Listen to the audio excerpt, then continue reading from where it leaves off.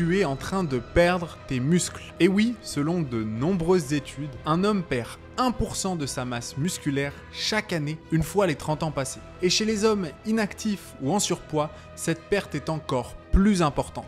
Et les conséquences sont souvent très sous-estimées. Le rôle des muscles, ce n'est pas que de nous permettre de nous plaire ou de plaire aux autres. Parce que la perte des muscles a aussi pour effet de réduire notre métabolisme, c'est-à-dire réduire notre capacité à consommer des calories et augmenter du coup notre capacité à stocker du gras. Mais aussi de multiplier les douleurs articulaires et au dos en plus de réduire ta mobilité. Mais enfin, d'augmenter les risques cardiovasculaires, de diabète et autres problèmes de santé. Bien sûr, elle en a plein d'autres. Sur la santé mentale, le vieillissement, la confiance en soi, etc. Tu l'auras compris, accepter de perdre du muscle, c'est accepter de décrépir.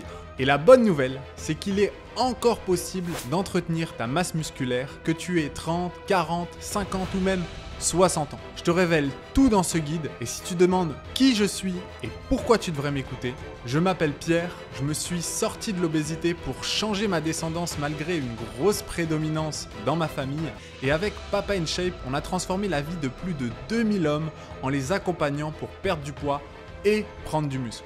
Ce que je te révèle ici, ce ne sont pas de simples conseils, puisque ce sont ceux que nos Papa in Shape appliquent et qui participent à leur succès. Alors, ouvre grand tes oreilles. Une chose à savoir sur la prise de masse musculaire, c'est que le muscle est entraîné pendant tes séances, nourri pendant tes repas et développé pendant ton sommeil. Et développer du muscle après 50 ans est tout à fait possible. Il te faut simplement adapter ton entraînement et tes contraintes de temps. Le travail, la famille, les enfants ne prennent pas la même place dans notre vie à 20 ans qu'à 50. Il y a pourtant des principes qui restent tout à fait valables et le premier, peu importe ton âge, c'est de faire des exercices polyarticulaires comme les squats, le soulevé de terre, le rowing et le développé couché. Ce sont ceux qui ont le plus d'impact car ce sont ceux qui mobilisent le plus de masse musculaire. Et c'est ce type d'exercice qui ont pu sculpter ton corps dans la vingtaine et la trentaine et qui sculptent encore des corps incroyables dans la quarantaine, la cinquantaine et la soixantaine. Ce sont les rois de la rentabilité en musculation. Mais avant tout, tu dois aussi et surtout modifier ces exercices pour les rendre plus sûrs pour tes épaules, tes genoux, ton dos, ton corps en général. Et la meilleure option d'après moi, ce sont les haltères. Les contraintes sont moins importantes qu'avec la barre, les deux côtés sont dissociés et donc tu peux avoir une prise qui te convient sans être dans l'obligation d'être aligné. En plus, ton corps ne gêne pas la trajectoire de la barre. C'est plus sécure et plus maniable. Et en plus, ça se range beaucoup plus facilement. Concernant le programme, développer du muscle après 40 ans, ça consiste à répartir de manière intelligente les exercices les plus efficaces et rentables sur ta semaine. Je te recommande au moins 3 entraînements par semaine parce qu'en dessous de 3 séances, ce n'est pas de l'entraînement.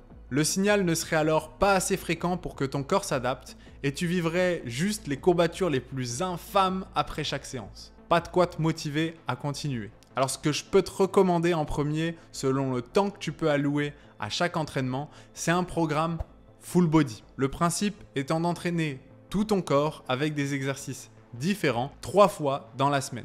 L'avantage est que tu peux faire varier chaque entraînement avec un exercice pour chaque groupe musculaire. Par ailleurs, pour le haut du corps, tu peux faire par exemple lundi développé couché, mercredi développé militaire et vendredi développé décliné. Bref, tu l'auras compris, tu vas entraîner tout ton corps à chaque entraînement à différentes charges sous différents angles. Il y a également le format upper-lower, où les séances sont ciblées pour le haut ou le bas du corps. Ce genre de programme a plutôt pour visée d'avoir 4 entraînements dans la semaine. Les parties du corps étant différentes, tu peux enchaîner 2 jours d'entraînement. Par exemple, lundi upper, lower mardi, le repos qui va bien le mercredi, puis jeudi de nouveau upper, et puis vendredi lower. Le choix du programme dépend de ton emploi du temps. Le choix des exercices dépend de tes objectifs.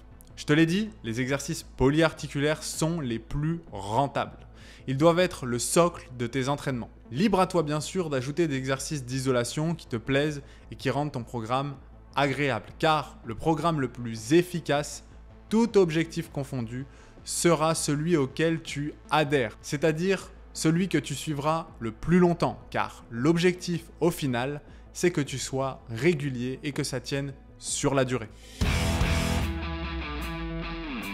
Le développement de ton muscle ne dépend pas que de ton entraînement. Tu te demandes pourquoi ? Parce que l'entraînement en lui-même, la levée de poids, crée simplement le stimulus. C'est un signal électrique que tu envoies à tes fibres musculaires. Et de l'intensité de ce signal dépendra la nécessité pour ton muscle de s'adapter. Mais c'est en dehors de la salle que le muscle se construit, qu'il utilise les ressources que tu lui donnes pour progresser. Tu dois alimenter ton corps et récupérer pour réellement prendre de la masse musculaire. Tu dois manger suffisamment de calories au cours de la journée en rapport avec ce que ton corps utilise. Mais ça ne veut pas dire que tu dois faire un plan de prise de masse bâclé que suivent les jeunes où ils mangent tout ce qui leur passe sous la main et ingurgitent des milliers de calories excédentaires. Pourquoi ? Parce que comme on l'a vu, ton métabolisme est différent après la trentaine. Il a tendance à être plus lent. En plus, ton corps a changé. Sa tolérance a changé. L'effet d'accumulation d'une nourriture transformée ou de mauvaise qualité nous rattrape forcément. Donc tu as besoin de la bonne quantité de calories et la bonne qualité de nutriments. Trop de calories te conduiront irrémédiablement à stocker du gras. Et une alimentation de mauvaise qualité ne te permettra qu'une piètre assimilation des nutriments et tu n'auras pas les gains que tu souhaites. Donc la première chose à faire est de connaître approximativement combien de calories tu dois manger par jour pour soutenir ton corps et ton développement musculaire. Pour ça, tu peux utiliser des calculateurs en ligne et y entrer toutes tes informations. Il t'indiquera de combien de calories tu as besoin chaque jour pour maintenir ton poids. C'est ce qu'on va appeler ta maintenance calorique. Si ton taux de masse grasse est satisfaisant et que l'objectif est de prendre du muscle et donc de créer du tissu fonctionnel, tu pourras ajouter environ 10 à 15% de cette maintenance. Ce sera le montant optimal de calories dont tu as besoin pour développer du muscle. Et une fois que tu as ce chiffre, qui pour la plupart des hommes tourne autour de 2500 à 3500 calories selon ta taille, ton travail, ton niveau d'activité, ton âge, il va falloir diviser ces calories en 3 à 4 repas par jour. Petit déjeuner, déjeuner, collation et dîner.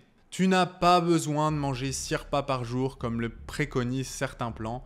4 repas sont largement suffisant. La recherche montre que 6 repas par jour ne sont pas plus efficaces que 4 repas espacés régulièrement et c'est beaucoup plus simple à mettre en place dans ton quotidien.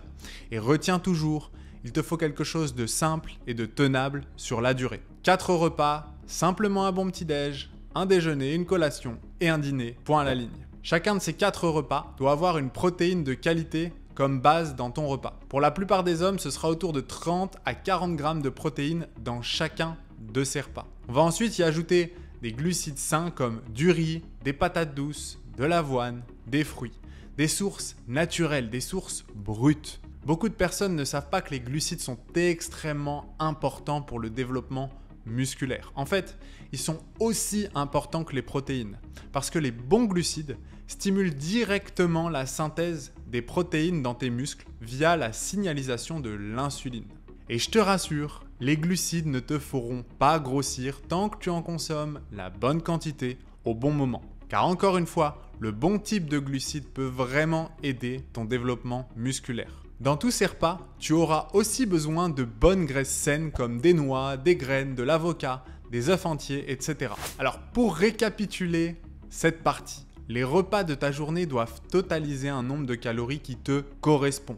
Ils doivent également comprendre de bonnes sources de protéines dans les 30 à 40 grammes par repas, de glucides selon le moment par rapport à ton entraînement et de lipides en accord avec ton total calorique. C'est la base de ta santé et de celle de tes muscles, mais tu vas voir qu'il reste encore un paramètre important qui va grandement te faire progresser et qui est souvent très sous-estimé.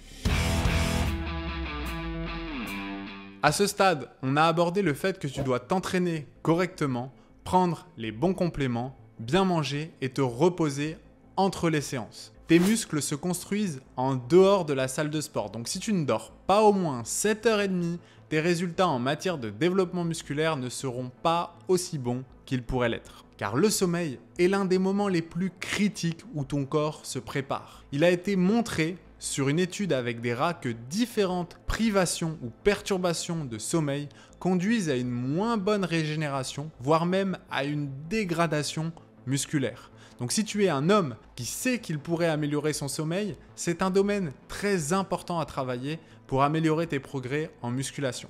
Je te recommande d'obtenir 7h30 de sommeil ininterrompu. Et si tu as besoin de soutien pour le sommeil, si tu as du mal à t'endormir le soir ou que tu as tendance à avoir un sommeil qui est irrégulier, tu devrais sans doute prendre de la mélatonine et surtout éteindre les écrans le soir. Parce que la lumière bleue émise de nos écrans peut vraiment perturber ton sommeil. Voilà ce que je te conseille personnellement, mes propres habitudes pour un sommeil de qualité. Pour commencer, j'arrête de m'hydrater environ 3 heures avant l'heure où je vais me coucher et je m'autorise à saler raisonnablement mon dîner. Ça arrive plus ou moins tôt, mais les réveils pour aller aux toilettes, autant tout mettre de son côté pour s'en passer, non? Une fois la nuit tombée, j'éclaire ma maison avec des lumières moins blanches et moins directes au fur et à mesure de la journée. Concrètement, j'allume des lampes plutôt que des plafonniers qui envoient énormément de lumière très blanche. Et si jamais je dois consommer des écrans le soir, j'ai 2 options, soit des lunettes avec des verres teintés orange, alors je te le cache pas, c'est pas super sexy, mais ça fait l'affaire pour se protéger des lumières bleues, ou bien tu as des applications sur les téléphones, sur les ordinateurs qui te permettent de diminuer les lumières bleues sur les écrans. Pour l'ordinateur par exemple, je te recommande l'application Flux qui fait très bien le travail et qui te permet de diminuer la lumière bleue de ton écran au fur et à mesure que la nuit tombe. Le fait de faire attention à la lumière bleue qui est émise par mes écrans, ça permet de ne pas nuire à ma production naturelle de mélatonine. Également, je dîne tôt, au moins 2 heures avant de me coucher. Parce qu'une étude de 2020 a montré que le fait de dîner tard et proche de son heure de coucher induit une digestion moins bonne qui interférerait avec les cycles de sommeil, agissant comme un facteur aggravant de l'obésité. Et bien sûr, je me couche et je me lève à des heures régulières, cohérentes avec le temps de sommeil dont j'ai besoin. Si l'on regarde bien, ces paramètres sont totalement contrôlables et nécessitent juste de mettre en place des bonnes habitudes. Enfin, une fois que tu as mis en place un environnement propice au développement de ta masse musculaire, on peut penser à optimiser tout ça à l'aide des compléments alimentaires. On a justement fait une vidéo spécifique à ce sujet qu'on te mettra en lien, soit dans la description ou autour de la vidéo. Les suppléments peuvent réellement soutenir ta croissance musculaire une fois que tu as mis en place le bon entraînement, le bon plan nutritionnel et les bonnes habitudes de sommeil. Attention, les compléments alimentaires sont une aide, mais ils ne sont pas magiques. Si ton entraînement, ta nutrition, ton sommeil ne sont pas bien mis en place, aucun supplément ne produira de résultats spectaculaires en matière de développement musculaire pour toi. A l'inverse, si tu coches toutes les cases dont je t'ai parlé, les compléments alimentaires peuvent booster tes performances et tes gains musculaires. C'est vraiment un aperçu général des éléments et des grands principes pour la construction musculaire lorsque tu as plus de 50 ans. Si tu dois retenir une chose, c'est que le muscle est entraîné pendant tes séances, nourri pendant tes repas et développé pendant ton sommeil. Il est tout à fait possible de devenir vraiment fort, de gagner en masse musculaire de qualité. Il faut être constant dans le fait de s'entraîner intelligemment, bien manger et se reposer. Toutes nos vidéos et tous nos contenus sur les réseaux sociaux sont gratuits. On ne fait pas de pub ni de placement de produits et le seul moyen de diffuser ce message, c'est en le partageant autour de toi. Ça te prend juste une seconde de le repartager par message ou sur ton mur Facebook et ça peut aider grandement un de tes proches.